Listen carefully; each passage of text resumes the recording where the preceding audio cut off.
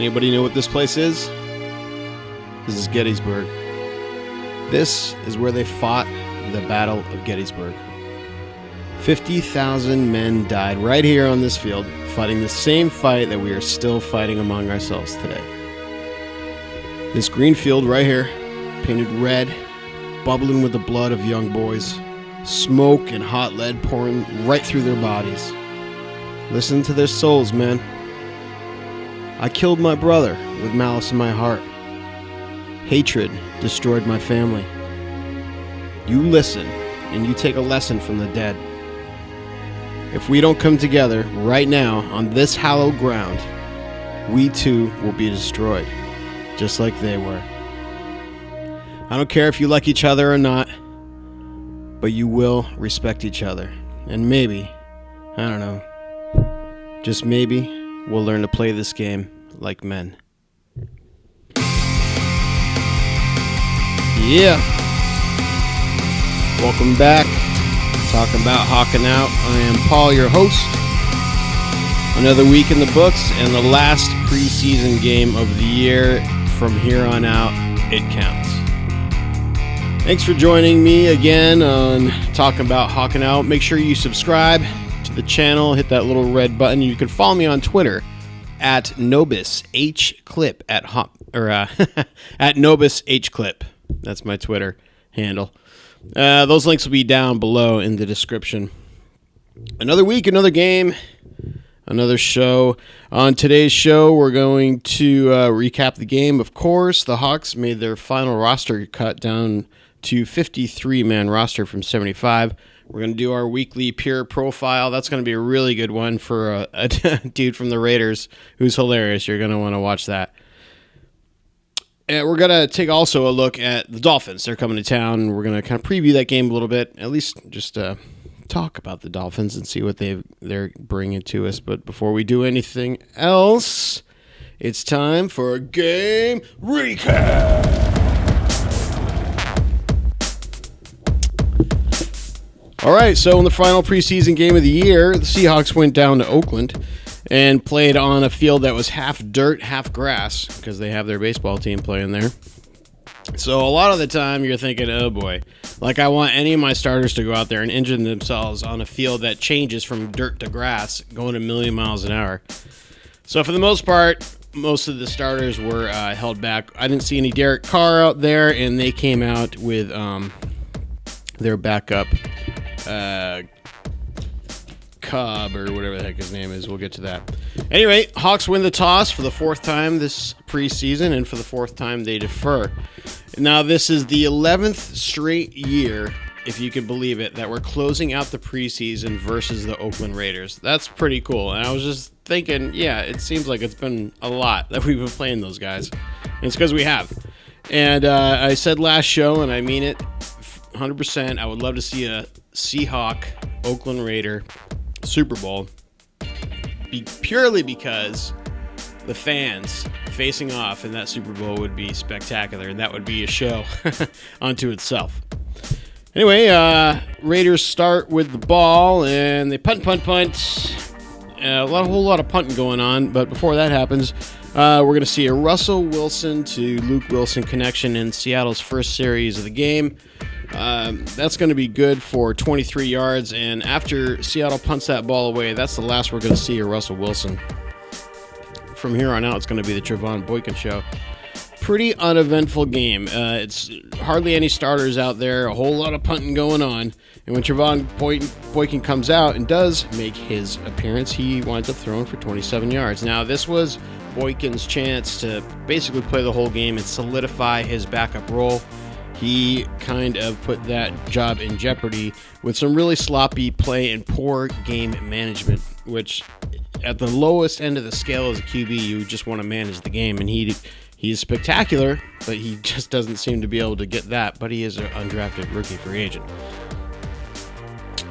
Well, he completes a pass for 27 yards. He hits Kenny Lawler along the way.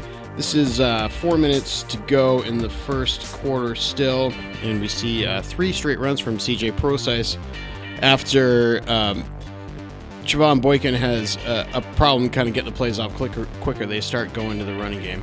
So here we are in the second quarter, and we're going to see Trevon Boykin at 9 minutes and 27 seconds to go. In the second quarter, score still tied, 0-0. Boykin's going to have to delay a game. And that's going to push Seattle all the way back to their 5-yard line. So we're going to punt out of that, and we're going to exchange a few punts here. Seattle's going to get the ball back. And at this point, the Raiders push us back to our 8-yard line. And Trevon Boykin hikes the ball and winds up getting tackled. Actually, winds up having to throw the ball away while still inside the tackles, and that's going to result in a safety. That was definitely a sloppy play, but that's when I put more on the offensive line. I watched that a couple times. I don't see anything that Trevon Boykin could have done to avoid that. I mean, he hikes the ball, protection collapses, he's in the end zone, and he's looking to go to the right. Sees a linebacker, the blitzer coming off that side. He spins and he looks to his left, and there's somebody already there in his face. So, I mean, what else are you going to do? I guess in the end, he should have held on to that ball and not try to pass it out just in case it got picked off. But at any rate, he goes down. That's a safety. Oakland 2, Seattle 0. Moving on now, after another series of punts, Trevon Boykin kind of redeems himself a little bit. In the second quarter, with only 30 seconds left to go, Boykin on a broken play winds up scrambling for 13 yards up the left side. And this is kind of another one of a inexperienced move on his part. With only 30 seconds left to go and we're trying to put a score on the board, he slides inbounds instead of getting out of bounds. And he absolutely could have gotten out of bounds. And by the way, the slide that Trevon Boykin pulled off on this particular move was pretty sloppy. All right, well, that brings us into the second quarter. The score, the Raiders are still up 2-0 at this point. And halftime comes out, and Janikowski is going to kick the ball off to us now. Sebastian Janikowski has spent his entire career with the Oakland Raiders. He was the 17th overall pick. He went in the first round in the year 2000. He spent his entire career now, 16th season, with the Raiders. That's pretty cool. And that's another one where it's like, man, it seems like I was like 2, and Janikowski was out there kicking monster goals. He had the longest record field goal, 63 yards for a long time, just up until a year or two ago. Well, Janikowski is going to see some action, and he's going to kick a field goal with 7 minutes left to play in the game. So that's going to put Oakland up 5-0. Seattle's going to counter and respond with their own field goal, and we're looking at a score of 5-3. Still in the third quarter. And not a whole lot's going to happen. So the third quarter is going to end. Actually, Oakland's going to wind up putting up another field goal. And going into the fourth quarter, Oakland's going to be up 8-3, which is like the oddest score. And start the fourth quarter out, Sebastian Janikowski is going to kick another field goal. All right, fourth quarter now, 10 minutes, 30 seconds. Trevon Boykin to Jay Hunt, who fumbles the ball. Now Oakland's going to recover at their own 48. And at this point, Oakland's up 8-3. So Oakland gets their ball back on their own 48-yard line, and C. Cook comes out at quarterback. I don't know what his first name is. Mr. Cook, I can probably find out here real quick. Boom. Nope. Never mind. C. Cook comes out and throws a pick six to one of our backup guys. 44, R. Robinson. Sorry, I don't know who you are either. Anyway, that's pick six. After Hauschka extra point. 10-8 Hawks. Fourth quarter, 5 minutes left to go. After a couple of really nice runs by Alex Collins and Troymaine Pope. Troymaine Pope is going to run in for a touchdown after a couple of nice yards. And at this point, the Hawks are going to be up 16-8. Oakland is going to rush for a 1-yard touchdown. They're going to go for a 2-point attempt, being down 14-16, but they are going to fail. And we're going to roll into the fourth quarter. And Hawks are going to wind up answering with a touchdown of our own. Alex Collin is going to rush for a 1-yard touchdown. It's going to put the score at 23-14 Seattle. And on the kickoff, Hauschka kicks for 46 yards. And Oakland runs it back for a touchdown. So they're making somewhat of a game of it at this point. They go for the extra point. It's 23-21, but with only 1 minute and 1 second left, basically we can just kneel in the game. So the Seahawks come out with a victory in Oakland in preseason on very sloppy play on which a couple of guys who were on the bubble, some proved their case and kept a job. Some played okay and still lost their job. Game over, roll into the weekend, and the Hawks make their cuts down from 75 to 53-man roster. I'm just going to go ahead and roll into this 53-man roster. Let's see. At quarterback, it's Russell Wilson, Trevon Boykin. That's kind of it's not a surprise, but his job was in doubt. Number 2's was. But congratulations to you, sir. Have a healthy, wonderful career here in Seattle. At running back, we're looking at Thomas Rawls, Christine Michael. Christine Michael is going to be the one until Thomas Rawls gets up to speed. CJ Procise, our third down back, and Alex Collins, our power guy. Receivers are Doug Baldwin, Jermaine Curse, Tyler Lockett, Paul Richardson, and Tanner McAvoy. I was pulling for that guy. Another unsung hero, another kind of a Cinderella story there. At tight end, Jimmy Graham, who we haven't seen yet, Luke Wilson, Nick Vennett, and Brandon Williams. Offensive lines, looking at Bradley Sowell, Mark Lewinsky, Justin Britt, Jermaine Ifedi, Gary Gilliam, Jamarcus Webb, Joey Hunt, Reese Odiambo, and George Font. Defensive line is Michael Bennett, Cliff Averill, Atuba Rubin. My bad, bro. Sorry, I mispronounced your name there. Tony McDaniel, Frank Clark, Jaron Reed, Quentin Jefferson, Cassius Marsh, and Justin Hamilton. Out at linebacker, Bobby Wagner, KJ Wright, Mike Morgan, Brock Coyle, Kevin Pierre-Lewis. Defensive backs, Richard Sherman, Jeremy Lane, Deshaun Shedd, Earl Thomas, Cam Chancellor, Tharold Simon, DeAndre Elliott, Tyvis Powell, Kelsey McRae, Steven Terrell, LJ McRae, and Dewey McDonald. Hey, Dewey! Our kickers are Steven Hauschka. Punter is John Ryan. And our long snapper is Nolan Freeze. Mr. Freeze, special message to you.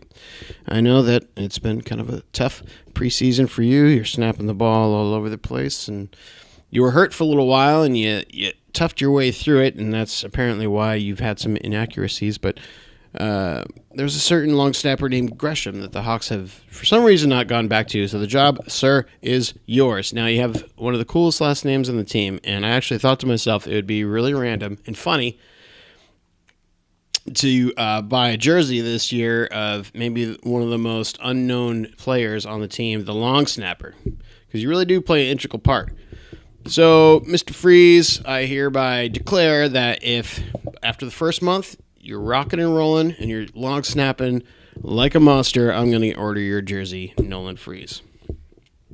But I'm putting you on a 30-day probationary period so you don't break my heart. Okay. Some of the more notable cuts, Jake Heaps, quarterback, is out. Troy Maine-Pope, as I said, went on to the Jacks. Jake Heaps, of course, out from Issaquah. He looked okay. He looked proficient. I bet you he's going to wind up at least on a practice squad somewhere, that's for sure. But he hopefully will find his way onto a backup role, at least a third slot on a team somewhere. Will Tukuafu is out at fullback, but he is likely to come back in some capacity. Kenny Lawler didn't make the cut. Guess you should have caught those balls a couple of weeks ago, but I know he's another one who said he might be coming back to the practice squad, as well as Kason Williams from UW did not make the cut. Jari Evans, who they brought in to strengthen up that offensive line, he didn't make it. Kenny Lambert and Jordan Hill. Jordan Hill, who had, 5.5 sacks in 6 games in 2014. 2015, last year, was pretty much non-existent and came back this year and has actually, in fact, been cut. But it's been an injury issue for him.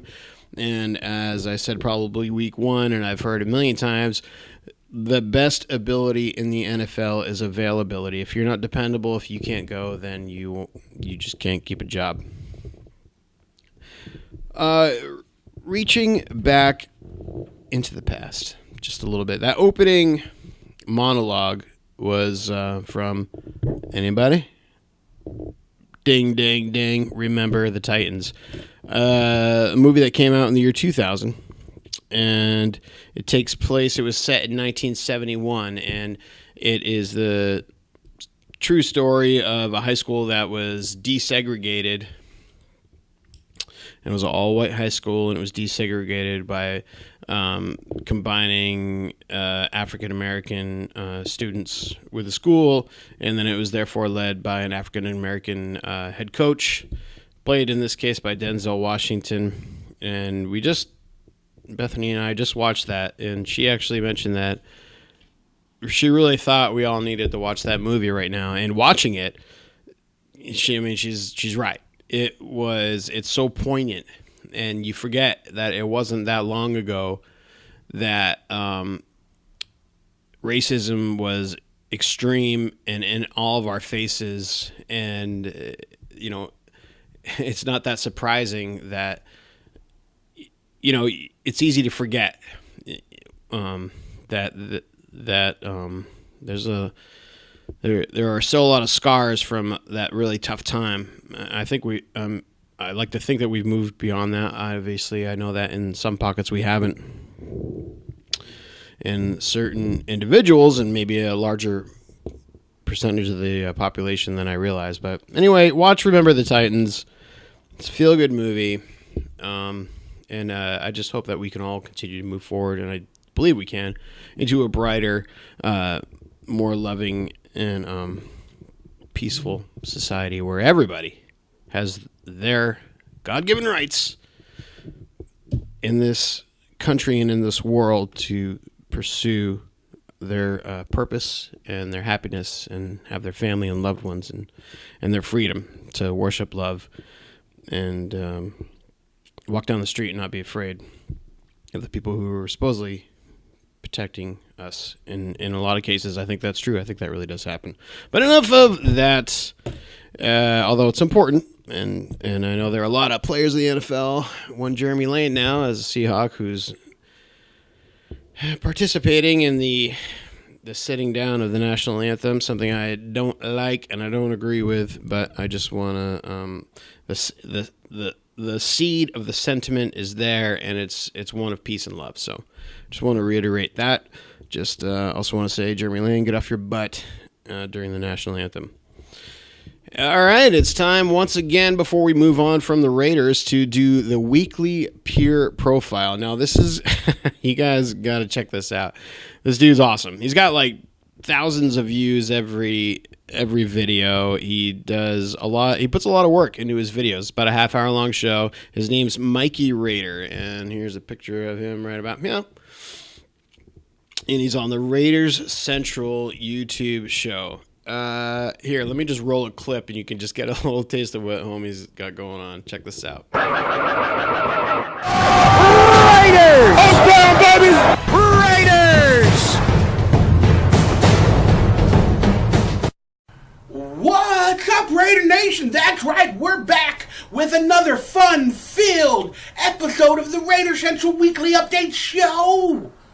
Your number one news, nonsense, info, highlight show for our favorite team in America, where you can do anything except sit down during a national anthem. But we are the favorite team in the entire university of the universe. The Raiders! Oh yeah, Raiders, yeah. I'm your host, Mikey Raider. I tell you, you should watch that show. Yeah, he puts a lot of work into his show, and he's super entertaining, and definitely worth a subscription on the old YouTube-ish. So that once again, he's Mikey Raider, and it's at Raiders Central YouTube channel. I'll put the link down below. Check him out, and tell him Paul sent you.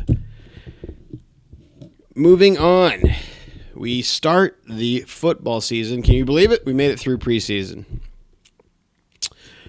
And here come the Miami Dolphins, a team that I hope to see the Seattle Seahawks buck from the history books this year with a perfect season and a Super Bowl win. I'm talking 16-0 regular season, and then 19-0 all the way to the Super Bowl. To set the new single-season record for wins in an undefeated season and keep the Miami Dolphins 1972 team players from popping that cork on the champagne like they do every year when that team goes undefeated. So come to town, Miami. And I guess it would be only fitting and rather poetic for you to help us kick off our perfect season. Miami Dolphins last year went 6-10, and they've got Ryan Tannehill at quarterback, Adam Gase at head coach, Ndamukong Suh actually is going to be on the D-line, causing havoc and stepping on people probably. Arian Foster at running back. Perhaps the sun has begun to set on that particular dude's career. Not saying he's not the man, but whatever. Let's see. Jarvis Landry. Recognize his name. And that is pretty much it. Mario Williams, defensive end.